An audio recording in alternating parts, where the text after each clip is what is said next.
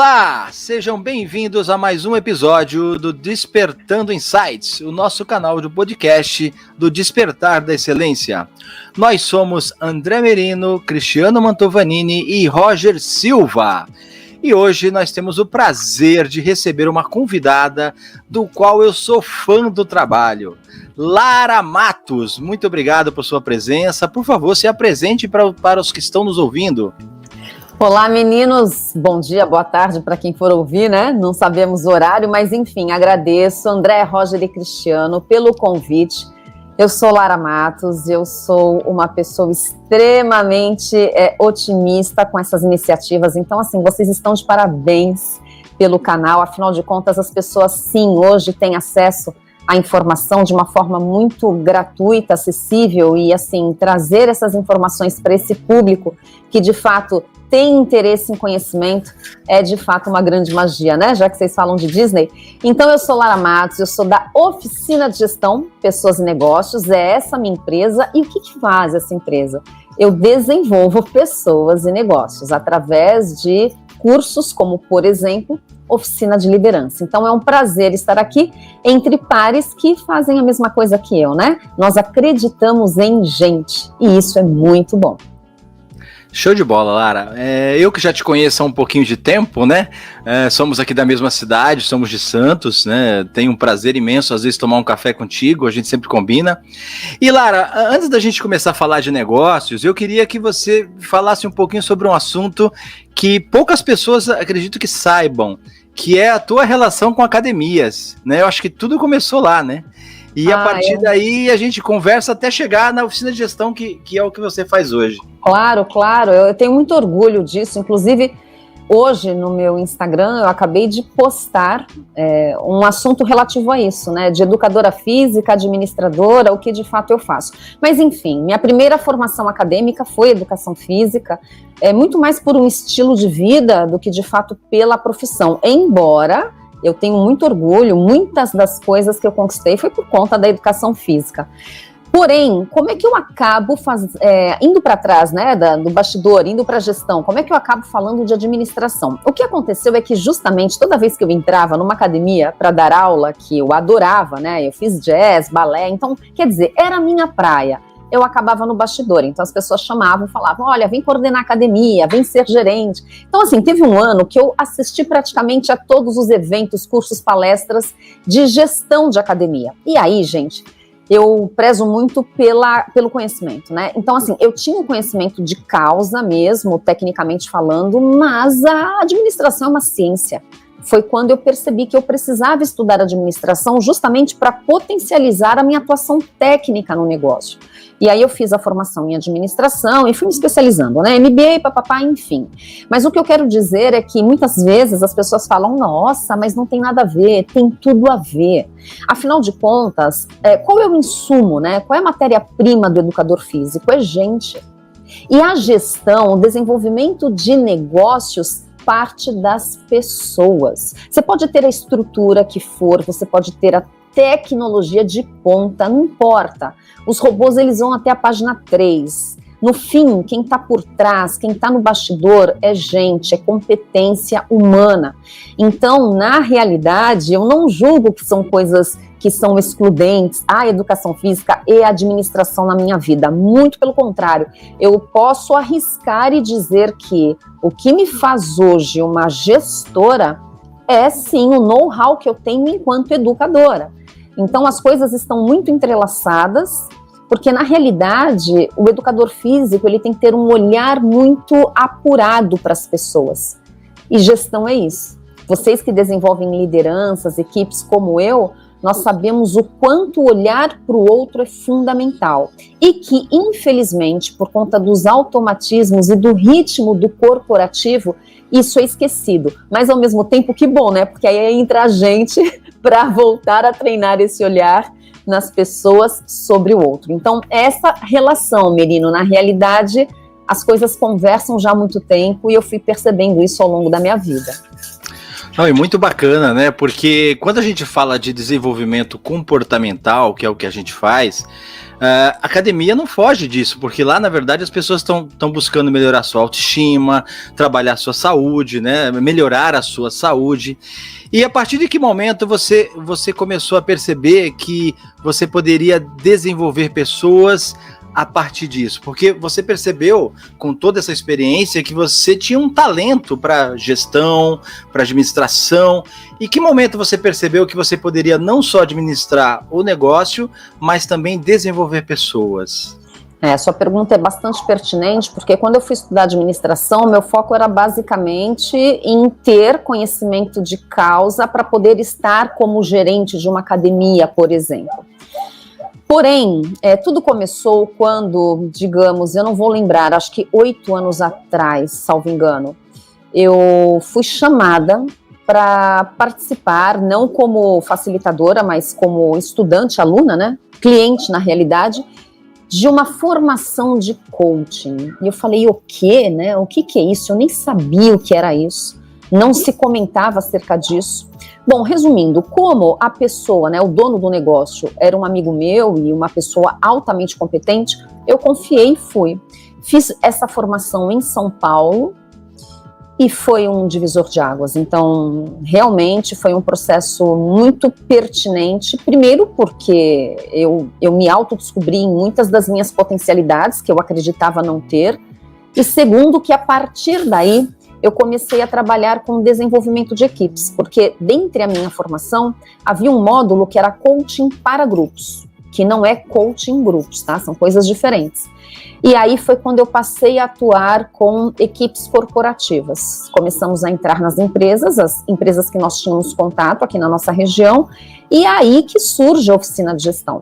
Então, o meu primeiro curso é a oficina de liderança, é quando eu passo a desenvolver os líderes no viés comportamental, técnico, autoliderança, e agora nós estamos inovando esse curso, trazendo um módulo somente de dinâmica para grupos, e é justamente isso. A ideia é desenvolver as lideranças diante do que eu observei in loco nas empresas, desenvolvendo as equipes através de coaching para grupos. Então, assim, o que de fato fez com que eu tivesse um olhar mais acurado para as pessoas foi a minha formação em coaching. Nesse meio tempo também, após essa formação, eu fiz uma formação em programação neurolinguística, que eu também digo, não são excludentes, são dois conceitos, né, duas escolas, digamos, que conversam muito entre eles, e isso também potencializou, assim, o meu viés nessa questão comportamental, enfim. Então eu vejo que foi a partir daí que eu comecei a perceber o quão as pessoas são importantes para o ecossistema organizacional. Nossa, muito legal, Lara. Vi você falar assim me deixa ainda mais encantado, porque eu sou apaixonado por liderança também, né? E quando você disse que você foi se tornar uma profissional de educação física porque era o seu estilo de vida, eu pensei muito na liderança. Eu trabalho muito a liderança como um estilo de vida e não como uma técnica de gestão de pessoas, que muita gente vê, né? As pessoas têm um estereótipo de um líder que é encantador, que a equipe é apaixonada, e não é nada disso. Na verdade, a liderança é a forma com que você inspira todos que estão ao seu redor, seja um grupo de amigos, seja família, seja a galera na empresa. E você tem muito conhecimento em relação a isso, né? A comportamento. E a minha pergunta para você vai nesse sentido. Como que você trabalha as pessoas para que elas não sejam somente líderes organizacionais, para que elas, sim, unam vida profissional e vida pessoal? Afinal, muita gente tenta separar, né? Mas a gente sabe que no fim, elas estão muito juntas. Então, como que você trabalha esse aspecto? Vou te chamar de Cris. Pode ser? Fica à vontade. Então vamos lá, Cris. E a sua pergunta é extremamente pertinente. Por quê? Seguinte, olha o lado pragmático da gestão, hein? Quando eu me vi fazendo lá a formação em coaching, eu falei, bom, quero atuar com grupos. Aí tinha uma amiga minha lá, ela já atuava em São Paulo com empresas, principalmente empresas do ramo farmacêutico. Aí eu perguntei para ela, vem cá, o que as empresas pedem enquanto T&D, né, treinamento? Aí ela, tal e liderança. Eu nem lembro o que ela falou, eu lembro de liderança, isso ficou na minha cabeça. Por quê? Fez match. Eu falei, opa, liderança? Eu falei, acho que eu vou estudar isso e vou começar a vender isso. Altamente pragmática, comercial. Quando eu comecei a ler mais sobre Cris, eu falei, cara, sou eu.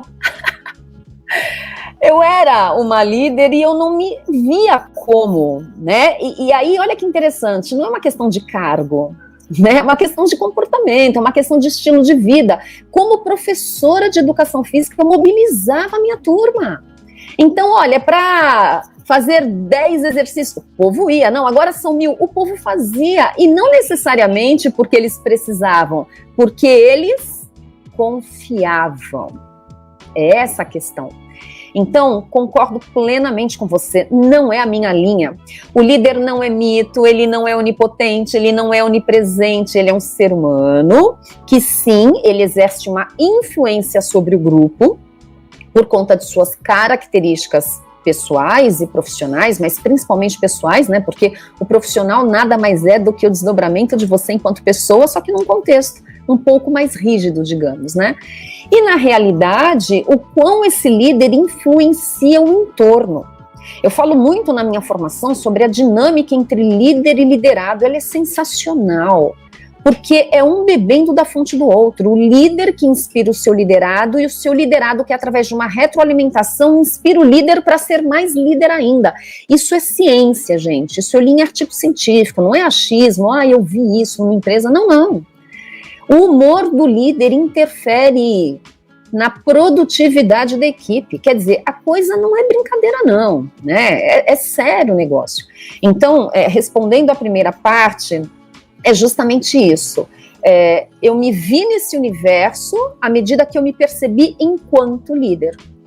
Por isso que na minha formação eu trago o componente autoliderança. Porque assim, tecnicamente, eu vou ser muito honesta com vocês, eu tenho lá o módulo técnico e eu não tô aqui, por favor, fazendo propaganda do meu curso, tá, gente? Só tô explicando para vocês por que de fato eu trabalho com isso e o que endossa isso é o meu trabalho. Então, lá no módulo técnico, o que a gente traz? Gestão do tempo, gestão da agenda, como fazer reuniões, mas cá entre nós, é perfumaria, gente, porque assim, a gestão do tempo é comportamental, a gestão da agenda é comportamental. Como você, líder, toca uma reunião tecnicamente, é comportamental. Você pode ter todo o ferramental, mas quem aplica a ferramenta é que faz a diferença.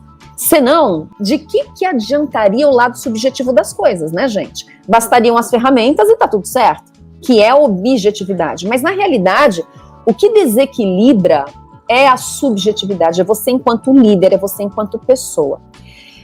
Sendo assim, a gente passa pelo técnico. Por quê? Porque as pessoas, quando entram num curso de liderança, elas querem as ferramentas, né? Achando que é a ferramenta que vai dar conta. Tudo bem, a gente vende o que você quer, mas eu entrego o que eu acredito. É essa a questão.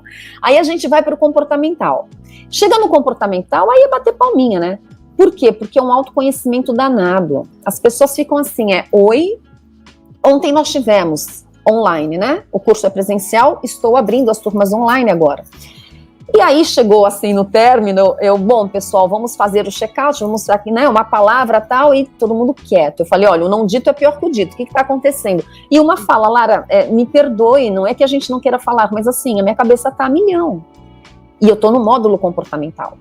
Então é aquele olhar interno. Por quê? O líder só reconhece o outro quando ele conhece a si mesmo. Isso não é uma frase da Lara, isso é uma frase de Hegel, ou seja, você só consegue enxergar o outro quando você se enxerga.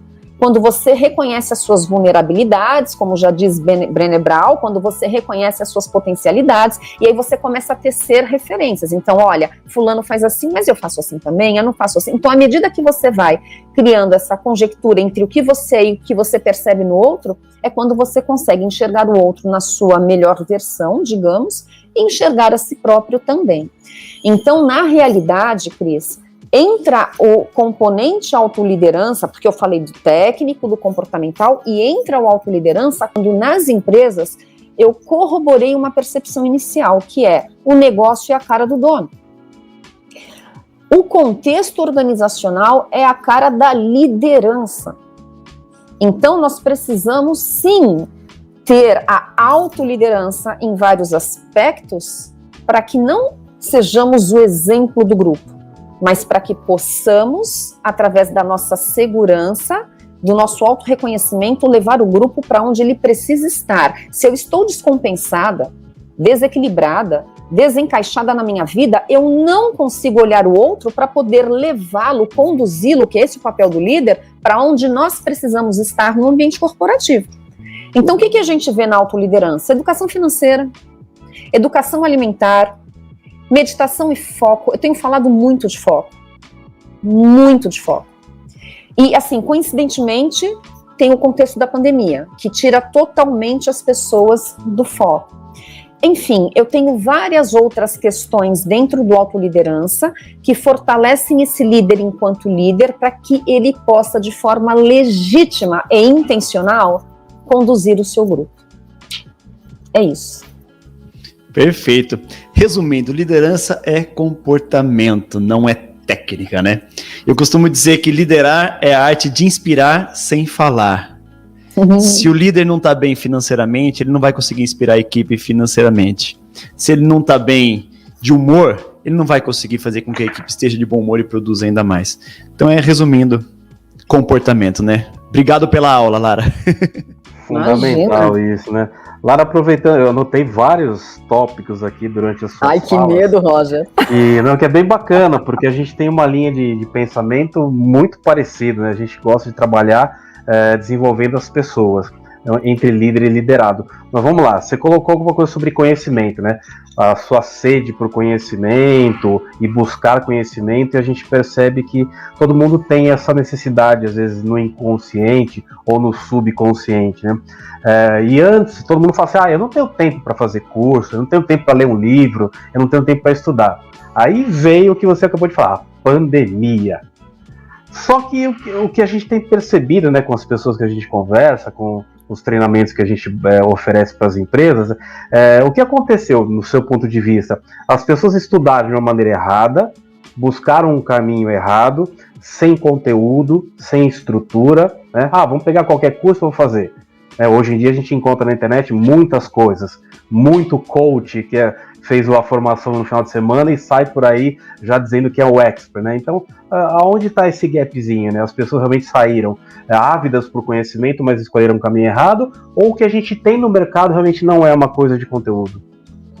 Então, excelente pergunta. Eu penso que eu não tenho essa criticidade em relação a ter um monte de coisa ruim. Eu acho que sempre teve um monte de coisa ruim e coisa boa, é que agora aparece mais, entendeu? Então, por exemplo, na televisão, sempre teve coisa ruim e coisa boa. Você escolhia o que você gostaria de assistir. Na internet as coisas aparecem, né? Tem os anúncios, então quem paga mais aparece mais. E aí, gente, existe um condicionamento para o consumo. Né? E nós precisamos também entender que a venda, a oferta da internet, quando eu falo da internet são as redes sociais, ela é muito bem articulada. Eu tenho estudado muito marketing digital, então tem uma comunicação que a gente chama de copy, que é altamente persuasiva. Tá, Lara, muito bonito isso, mas o que agrava essa história toda? A sua falta de foco. Já dizia Alice no País das Maravilhas, quando você não sabe para onde ir, qualquer caminho serve e você vai comprando tudo. Por quê? Porque as pessoas vendem bem. E detalhe, quando a gente fala de marketing digital, a gente fala do quê? De promessa, aí ferrou. Né? Então eu prometo que você vai emagrecer 5 quilos em 2 dias comendo hambúrguer do McDonald's, e você se ilude com isso e compra, entendeu? Mas entendam, eu estou criticando isso, porque eu estou dentro disso também, né? Eu estou vendendo uma jornada chamada Tempo é Dinheiro, né? E aí vai ao encontro do que você falou, estamos na pandemia e agora a gente tem tempo. Tempo a gente sempre teve, desde que a gente nasceu. A questão é que a gente não sabe usá-lo. Porque faltava o foco, exatamente, o comprometimento. Né? Esse foco, ele está muito vinculado ao que para você é importante. Quando para você tudo é importante, é a falta de foco, né? Agora, quando você tem aquilo muito claro que para você é importante, você passa a falar não para as coisas que são altamente atrativas emocionalmente, e sim para aquilo que de fato deve ser a única coisa. O que acontece é que nós falamos muito sims, e isso, gente, também está relacionado ao comportamental. Olha, eu não vou nem puxar o fio do novelo, porque teriam inúmeras coisas para a gente falar acerca disso, mas o que de fato eu quero trazer é que a oferta é grande, reconheço, e não necessariamente o problema é a oferta. Eu vejo que a questão é o que você quer, criatura. Só que essa falta de foco também, eu não vou pegar o chicote, né, e bater em você do tipo, mas você não sabe o que você quer? Queridos, nós estamos num mundo de tanta informação, de tanta acessibilidade. Isso só vai aumentar com o 5G. Se preparem, quando o 5G chegar no Brasil, basta você tocar o dedo, já vem o download de tudo que você imagina. Então, diante de tanta informação, diante de tantas possibilidades de escolha, é muito fácil se perder.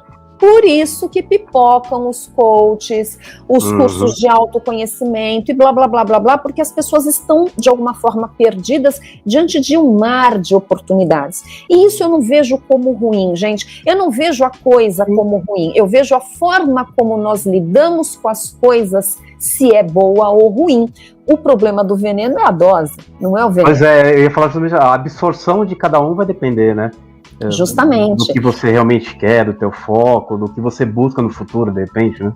Sim, e aí eu penso que nós, que somos profissionais que estudamos pessoas, temos aí uma grande responsabilidade, que é ajudar as pessoas a pensar sobre o que elas podem ser e querem ser, independentemente da técnica, tá, gente? Se é processo de coaching, se é PNL, se é curso, não importa.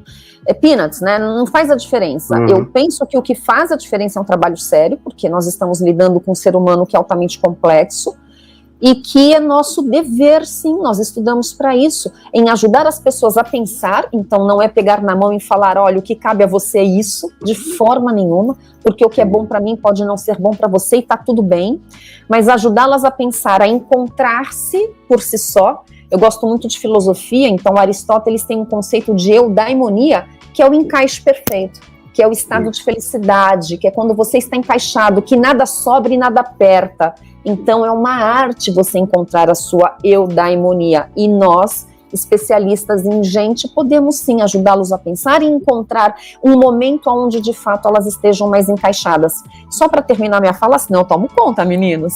Deixa eu falar uma coisinha. Ontem na oficina de liderança nós estávamos falando sobre inteligência emocional, né? E blá blá blá blá blá blá blá. Aí eu falo o seguinte para eles, olha, não adianta você se utilizar de técnicas de inteligência emocional, você entender como de fato você pode ser mais inteligente emocionalmente se você não resolver aquilo que te tira do sério.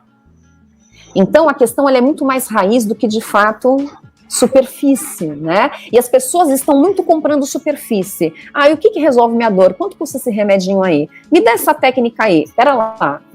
Não adianta a gente enxugar gelo. Vai resolver aquilo que te desconecta, vai resolver aquilo que te tira do encaixe, que te desencaixa, para depois a gente falar de inteligência emocional. Mas aí eu vejo que o nosso papel é trazer isso à consciência, né? Que muitas pessoas não têm sozinhas, entendeu? Isso, exatamente. Porque se a gente for seguir essa linha da parte emocional, por conta, obviamente, da pandemia, tá todo mundo meio que louco, né? É muito difícil para todo mundo.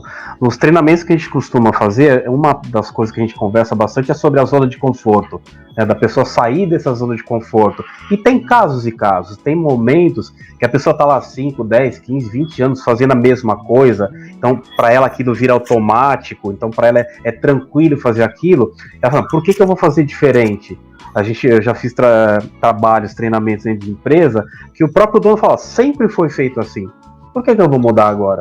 Se sempre deu certo, por que eu tenho? Por quê? Porque estamos falando de um mindset ágil. O mundo está mais automatizado, as coisas estão mais rápidas. Falando do 5G, realmente funciona assim. E se a pessoa não se enquadra, não anda nesse ritmo, ela vai ficar para trás. E aí entra aí a pergunta agora, a gente fala sobre os líderes, né? Os líderes e liderados, a gente tem bastante acompanhamento, eu faço atendimento de coaching também. Os liderados têm muito medo do líder, porque na gestão remota, o líder não acompanha, não vê o que o liderado está fazendo agora, no dia a dia. Então, o comportamento que ele tem, a postura que ele tem. Então, tem muitos líderes que estão com medo da gestão remota, porque não sabe como fazer, ou o que fazer no caso, e o liderado fica com medo, será que eu estou sendo visto?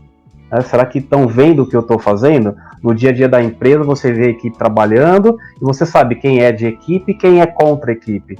Agora, na remota, a gente não tem certeza disso, né? Qual que é o teu pensamento sobre isso? Excelente pergunta, e aí eu vou trazer algumas tendências, né? Para a gente saber o que vai acontecer no futuro, a gente tem que fazer a leitura do presente. Quando eu falei para vocês, antes de nós conversarmos aqui no podcast, se preparem as empresas, deixa tudo redondinho, porque quando a coisa melhorar, a gente vai ter uma demanda excelente. Eu estou dizendo isso porque o que você trouxe, Roger, como situação real, está gerando efeito rebote. Qual que é o efeito rebote? Está todo mundo trabalhando desesperadamente. O liderado na ânsia de ser visto e não ser demitido, porque ele tem medo, e o líder na ânsia da cobrança, do acompanhamento, do follow-up, porque ele precisa mostrar resultados, senão ele também está na rua, principalmente se ele for um líder de uma empresa. Então, eu tenho relatos assim, de pessoas que são meus clientes e de pessoas que eu convivo, que eles estão à disposição da empresa, basicamente das 8 da manhã às 10 da noite, e tem e-mails de madrugada. Então, assim, insano. E é claro que isso vai dar um BO, né? É claro que isso vai estourar lá na ponta. Estourar como? Estamos vivendo numa crise de liderança, se é que não vamos entrar. Então, os líderes, eles vão pirar, eles não vão dar conta. As empresas que tiverem cash hoje para já contratar pessoas que desenvolvem líderes e que estejam, de alguma forma, acompanhando essa mudança, essa transição, elas vão se dar bem. Mas, infelizmente, não é toda empresa que tem budget agora para isso. Então, eu acredito que o líder vai pirar, não tenha dúvida, então ele vai precisar sim de um acompanhamento e as equipes, elas vão precisar buscar novamente aquela identidade. Gente, muita gente repensou estar na empresa depois de tudo isso, ainda que dependa financeiramente. Então, assim, é o que eu falei ontem para minha turminha lá da oficina de liderança. Preparem-se, porque quando as coisas, eu não digo voltar ao normal, porque o normal já não existe mais, não tem como você voltar sobre o que era, né? Já dizia Heráclito, ninguém entra no mesmo rio duas vezes. Então, quando de fato a coisa estiver mais segura, né, eu vou por esse caminho, você, líder, vai se deparar com um novo liderado, não tenha dúvida. E você, liderado, vai se deparar com um novo líder. Então, nós vamos ter que reaprender a conviver com as cabeças que vão vir diferentes. E por que elas vão vir diferentes? Porque a gente está tendo tempo para pensar na vida. A gente está vendo um parente falecer. Ontem, gente, eu falei, eu não abro mais o Facebook. Juro para vocês, numa timeline que eu corri ali 10 minutos, eu vi 5 meus pêsames, 5 posts de pessoas que morreram. Você está numa guerra? É louco. Então, assim, como é que a gente volta ao normal? Não tem mais normal. Nós estamos cansados, física e emocionalmente falando. Então, nós precisamos estar preparados para encontrar uma equipe diferente. Por quê? Porque quem compõe a equipe são pessoas e as pessoas vão vir diferentes.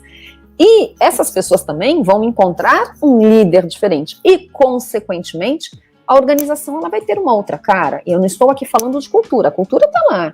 Sim. Mas ela vai ter uma outra cara.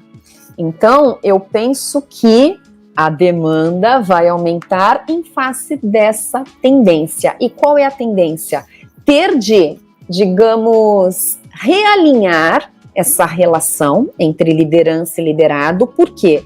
Porque o líder está se esgotando por excesso de trabalho e microgerenciamento, que é o gap da liderança remota. Como eu não tenho controle e como eu não confio, eu fico no teu pé. Eu fico no teu pé. Eu fico no teu pé.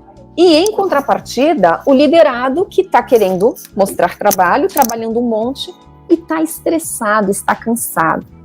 E está trabalhando em home office, que no começo é tudo bonito, mais tempo com o filho, mais tempo com a esposa. Primeiro dia, segundo, ai que bonita a minha esposa, nunca tinha reparado. No quinto dia, eles já estavam se matando. Porque nós estamos vivendo numa sociedade contemporânea onde cada qual tem a sua vida. Nós só escolhemos viver juntos, mas as vidas são independentes. Eu ia falar justamente isso, né? Porque a gente tem acompanhado, só para complementar essa ideia, Porque muitas pessoas falam pra gente, é legal o home office que você acabou de falar, porque eu tenho mais tempo, só que muitos usavam o tempo de casa até o trabalho para descontrair, para ter aquela descompressão, né?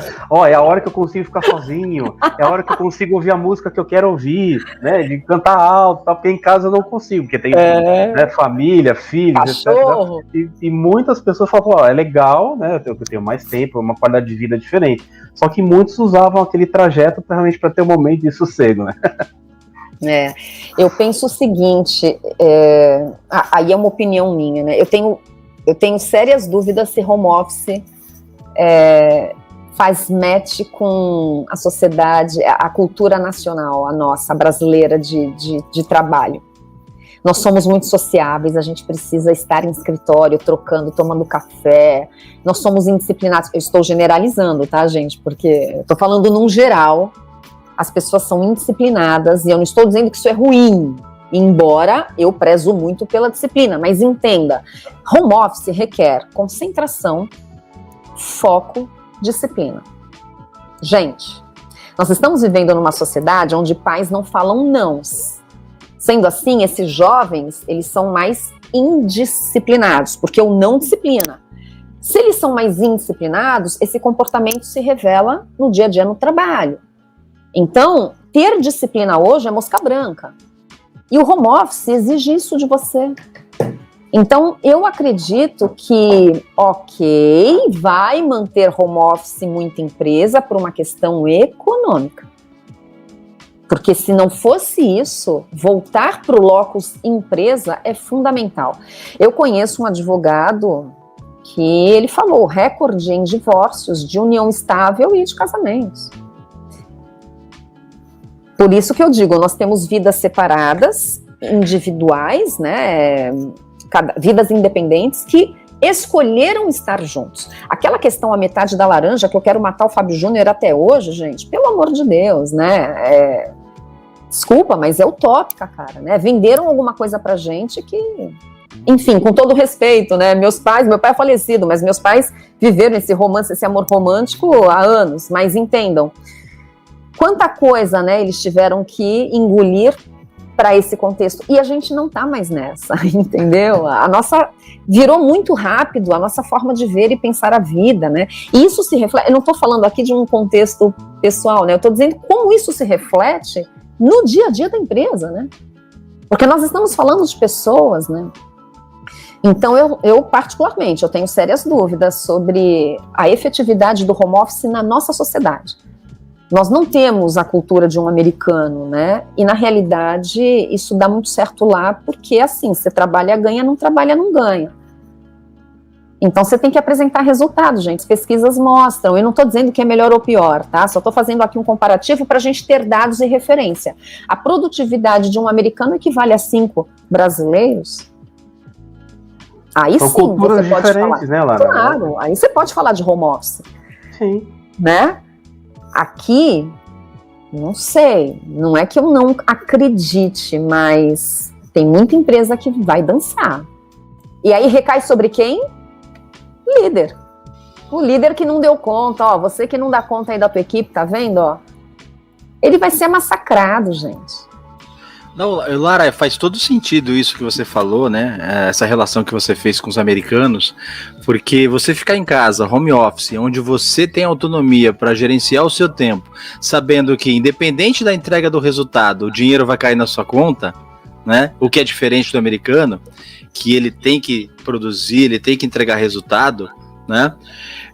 Faz todo sentido para mim. E você está certíssima. Dentro disso que você comentou com o Roger, né, da questão de cursos online, acesso remoto, né, e puxando essa questão da disciplina, nós que trabalhamos com a questão comportamental, em que nós precisamos mais influenciar as pessoas até do que os próprios conceitos que nós damos, né, principalmente com a nossa linguagem corporal, com a nossa comunicação não verbal, convencer as pessoas, o brilho nos olhos, né, o fazer as pessoas perceberem que a prática e a nossa dissertação é congruente, né, ou seja, aquilo que a gente fala, a gente aplica.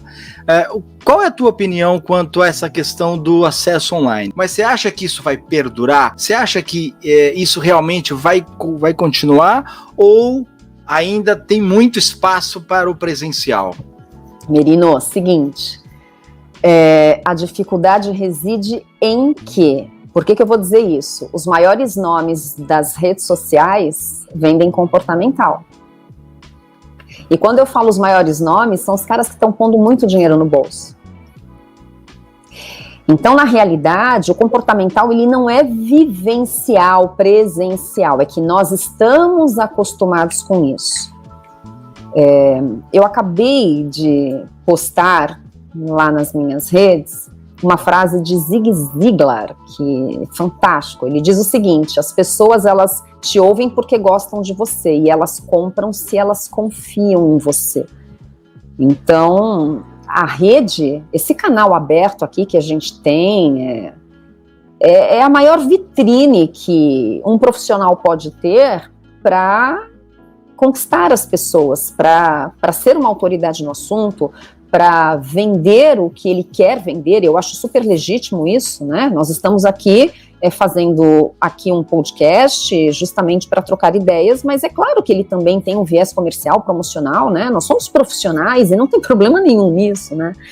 Então eu penso que o comportamental, ele reside sobre reflexões do seu comportamento. Então, se essa informação vai ser através de um Telegram, de um podcast, de uma rede social ou de um vivencial, de um presencial, eu vejo que não faz muito diferença.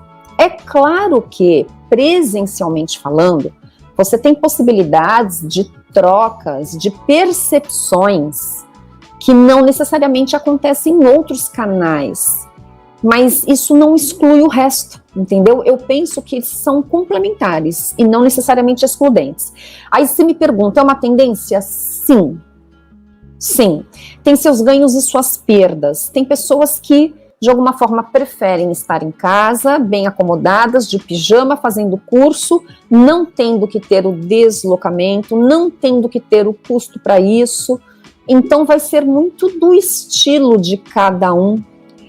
Outras pessoas não, outras pessoas torcem o nariz para isso. Agora, o que a gente precisa entender é que as pessoas já estão se acostumando, no meu ponto de vista. Eu vou dar um exemplo meu.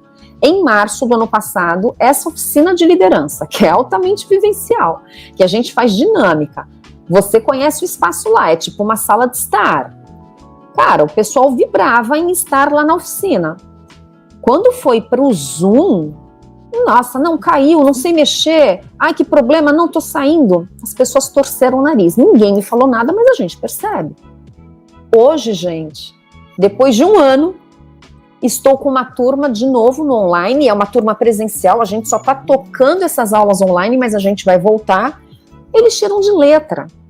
Então, a curva de aprendizado sobre a tecnologia, ela cresceu e de forma muito rápida, porque era uma questão de sobrevivência. E aí as pessoas que se adequaram ao modelo vão ficar. Então, eu tenho uma cliente que é dona de uma academia, eles estão perdidos, mas assim, não é que... Porque a academia está fechada, é uma academia de piscina, então quer dizer, ela está desesperada, mas ela não está olhando as outras possibilidades, porque ela se fecha para as outras possibilidades. E eu falei para ela, ou você migra para o digital, ou você está morta. Ela não tem outra alternativa. Não adianta se rebelar. Então, eu penso que o digital é o caminho? Não, ele é mais um caminho, mas ele é o caminho, com letra maiúscula. Presencial vai morrer? Não. E se morresse, eu seria a última bandeirinha dizendo, vamos lá, fica. Por quê? Porque você tem as informações subliminares. Quem faz leitura de comunicação não verbal é uma microexpressão facial, é um cheiro, é um toque, tudo isso faz parte. Mas você pode fazer um modelo híbrido, você pode complementar. Então, gente, nós que somos conteudistas, a gente está nadando de braçada. É o melhor momento. Se você tem algo para falar, para anunciar para o mundo, abre a tela, grava vídeo, esteja no YouTube, contrata quem sabe fazer se você não faz podcast, é o melhor momento. Nós estamos vendendo muito informação, de forma gratuita ou paga, né?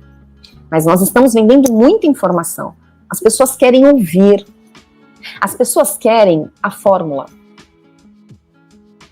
E aí, se você tem alguma coisa, você fala, olha, eu tenho um conceito X e eu tenho um mecanismo para você chegar a ele, acabou. Acabou. Se você tem know-how no mercado, as pessoas te conhecem, elas vão comprar. Não é porque você está no digital. Sei lá, eu sou mais dessa linha, né?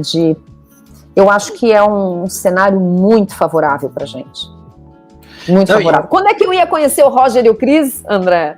Pois é, né? A gente fala às vezes na palestra, né? Você fala uma frase, uma palavra dentro de uma palestra, e a pessoa, nossa, isso foi para mim. E no digital pode acontecer a mesma coisa. Você está passando o conteúdo, a informação. Agora, se a pessoa estiver prestando atenção, ela fala, opa, pera lá, o cara fez isso para mim. É engraçado isso. Isso. E é interessante isso que você falou, Lara, porque se a gente for começar aqui buscar lá atrás, né, quando começou toda essa questão que a gente está vivendo de pandemia, as primeiras aulas, os primeiros acessos online, a gente via pessoas que não se pronunciavam, câmeras fechadas, né, as pessoas não comentavam, então era muito difícil você interagir. Hoje você já começa a ver comportamentos diferentes. Né, as últimas aulas que eu dei online na universidade, as pessoas com câmeras abertas, uma participação maior, né, e tudo é uma questão vai em cima de uma palavra que você falou, adaptação. As pessoas se adaptam porque elas começam a perceber o seguinte, ou é isso, ou não tem mais. E vai de encontro ao que você falou, não tem mais, nesse momento é a única opção que nós temos. E você percebe que os empresários ainda têm essa resistência, além desse exemplo que você deu, né? Você percebe isso nos empresários? Alguns ainda estão com aquela, não, vai voltar ao normal, esse online é só uma questão de modinha. Você ainda consegue enxergar isso? Nossa, excelente pergunta. Eu acho que não. Eles foram os primeiros a acordar. Sabe por quê? Porque ou você vende, ou você vende. Eles não têm alternativa. Ontem, nessa oficina de liderança, tem um empresário e ele vende produtos médicos presencial. Ele tem um ponto de venda. E eu perguntei para ele, falei, vem cá, me diga algo que houve modificação na sua vida em face do que a gente está vivendo. Ele falou online. Eu perguntei, se não fosse a pandemia, você estaria na venda online? Ele falou sim, mas a longo prazo. Não da forma como foi, da velocidade que eu criei. Então, assim, gente, o que aconteceu? Jogaram um tubarão no tanque dos peixinhos. Então, ou você nada rápido, ou você vai ser engolido. Então, eu vejo que os empresários, eles estão se adaptando porque eles precisam vender e, pasmem, eu vejo que aqueles que mais resistem são aqueles que menos precisam agora e que estão esperando, se dão ao luxo e ao direito de esperar. E eu não estou julgando, aqui não é o juízo de valor, mas quem precisa vender está se virando. Agora, é claro, eu contei para vocês aqui um case de uma cliente que tem uma academia, mas entendam, ela não tem ainda desenvolvida nela a objeção, a quebra da objeção, então ela não consegue quebrar a objeção do cliente, então ela precisa primeiro quebrar a objeção dela, entenda, é uma situação pontual, tudo bem? Porque eu tenho academias de professores que estão se virando na internet, e assim, detalhe, hein? Descobrindo novos negócios que estão ganhando mais dinheiro, gente. É isso, pessoal, é isso. Eu tenho falado muito, agora é hora de inovação. Como inovação? Inovação é criatividade. Criatividade você precisa pensar. Se você tem sobrecarga cognitiva, você não consegue pensar. Muito pelo contrário, você tem que diminuir sim sua sobrecarga cognitiva. Você tem que respirar, vamos olhar para onde tem que olhar. Agora, quando você começa a ter que reinventar o seu modelo de negócios, a sua forma de vender, o seu produto, você inova em busca de novos mercados, de novas possibilidades. Porque, afinal de contas, você precisa pagar conta, né? O boleto está chegando. Então, eu vejo, assim, muita gente correndo e correndo bem, sabe?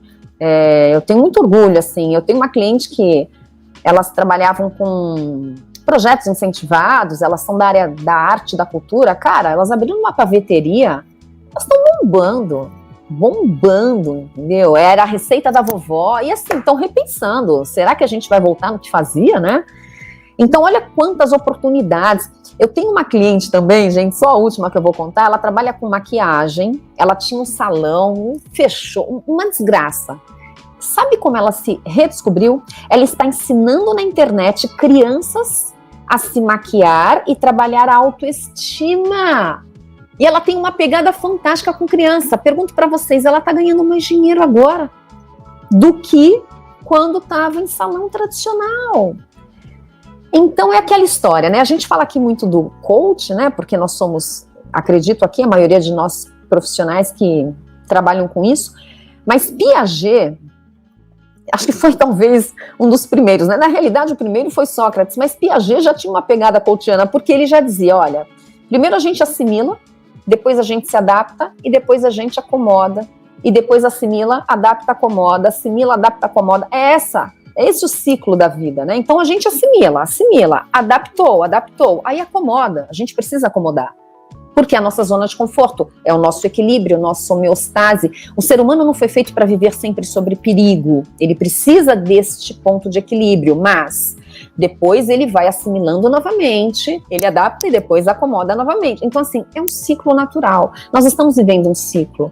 A economia tá uma droga? Tá, mas gente, ó, eu tenho 47, sabe quando a economia foi? Nunca. A economia é isso, quem estuda economia sabe, oscila, sobe, desce, a gente tá na baixa, mas vai crescer. Enfim, não é querer ser otimista, mas o desafio me motiva muito. E eu confesso para vocês, eu tô vendo tanta coisa que pode acontecer, tanta coisa bacana, e tô me utilizando do meu tempo para isso, não tenho dúvida.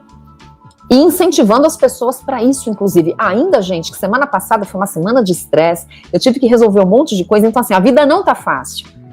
Mas eu tô conseguindo olhar o outro lado do copo, entendeu? O lado meio cheio, que é quando, de fato, eu encontro espaço e terreno para tirar da gaveta aquele projeto que estava parado, para me comunicar com pessoas que eu não estava me comunicando, para fazer parcerias com pessoas que... Então estava tudo estacionado, por quê? Porque eu estava num ritmo, e agora que a coisa arrefece, é a hora de você tirar de dentro do armário aquela roupa que precisa de uma repaginada. Então, é isso. Nossa, que legal. Nós estamos vivendo um grande boom, né? Uma grande quebra de paradigma. Vocês falaram há pouco que as pessoas estão trabalhando muito mais do que estariam trabalhando dentro de uma empresa, que elas estão à disposição da empresa das 8 da manhã até as 10 da noite. E isso é um grande perigo que a gente corre também. Não estou nem falando na área trabalhista, de processo, nada disso, mas um perigo mental, que as pessoas estão se estressando muito mais. Por isso que agora os colaboradores começaram a pedir até para voltar para a empresa mesmo, porque lá eles conseguem conversar com os colegas, tem um ritmo de trabalho mais maestrado, né, mais ditado. E Lara, minha pergunta para você é a seguinte: como você está trabalhando os líderes na oficina de gestão para lidarem nesse momento com os liderados, a ponto de não estressarem os liderados e não passarem essa cobrança enorme que eles estão recebendo para os seus liderados? Porque se eles passarem toda essa cobrança, aí todo mundo vai pirar. Aí, em vez de tirar coisas boas desse momento de crise, como nós acabamos de citar, né, nós vamos tirar muitas coisas ruins. Mais depressão, mais pessoas pedindo demissão, enfim. Aí vai ser um problema muito maior. Então, como você está trabalhando essas lideranças? Eu digo para você, Cris, que a linha mestra do meu trabalho, ela é, digamos, o desenvolvimento do líder na sua capacidade de percepção. Na autopercepção, a percepção própria, e na percepção do outro. Então, eu trabalho muito com a técnica do diálogo e com o feedback, né? A técnica do feedback. Porque eu penso que a comunicação é fundamental agora. Quando as coisas estão diferentes, as expectativas que até então tinham sido alinhadas, elas se desalinham. Então, é como se nós precisássemos agora repactuar sobre o que existia, porque o contexto mudou. O líder remoto tem um grande desafio, que é fazer com que a equipe mantenha a produtividade, a performance. Mas isso é assunto muito de capitalismo. A gente vive numa sociedade capitalista.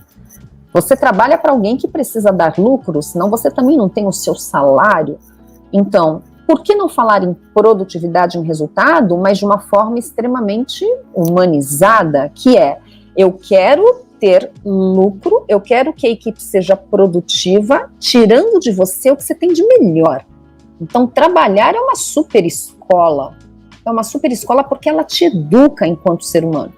Então, eu vejo que o líder, ele está sendo pressionado e também tem autocobrança em face dessa produtividade, dessa performance, em face dessa motivação do grupo, né? E também, ao mesmo tempo, o liderado, na sua contraparte, né? Tendo os desafios de entregar os entregáveis pré-estabelecidos, estar em home office, nós falamos muito isso, e a grande dificuldade do home office é que a agenda é dele, né, gente? Não tá para a empresa. Uma coisa é você entrar na empresa às 8, às 18, você tem a agenda do dia da pauta da empresa. Quando você está na tua casa, você tem a pauta da empresa, mas você tem que tirar a roupa do varal, você tem que arrumar a cama, aquela coisa toda. Mas entendam, voltando, Cris, respondendo ao que você está dizendo, eu vejo que é comunicação. Então, diálogo, que tem uma técnica própria, que é o dar-se a conhecer. O diálogo não é duas pessoas falando, muito pelo contrário, o de diálogo não é de dois, né? O de é de atravessar. Então, eu vejo que dar-se a conhecer. Eu, líder,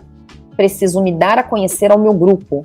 Eles precisam entender a minha dor e o que eu espero, alinhamento de expectativa. E o grupo também precisa, de forma individual ou coletiva, darem-se a conhecer para o líder, no sentido, olha, a coisa está pegando aqui dessa forma e eu espero que você, líder, ou a empresa XYZ. Tendo esse alinhamento de expectativa, a gente consegue andar juntos, aí não tem descompasso. Só que assim, por via remota, talvez isso tenha que ter mais constância, mais frequência. Só que, qual é o lado sombra disso? O microgerenciamento da parte do líder. Então, quando ele tem encontros pontuais para dialogar, quando ele tem encontros pontuais para dar feedback de uma forma mais constante, ele não precisa ter tanto controle. E quando eu falo da comunicação, não é somente a comunicação sobre o trabalho, né, sobre o que você tem que entregar, é sobre como vai você, como é que você tá, onde eu posso te ajudar, como é que você acordou hoje, tá tudo bem? É manter a conexão entre eles, né?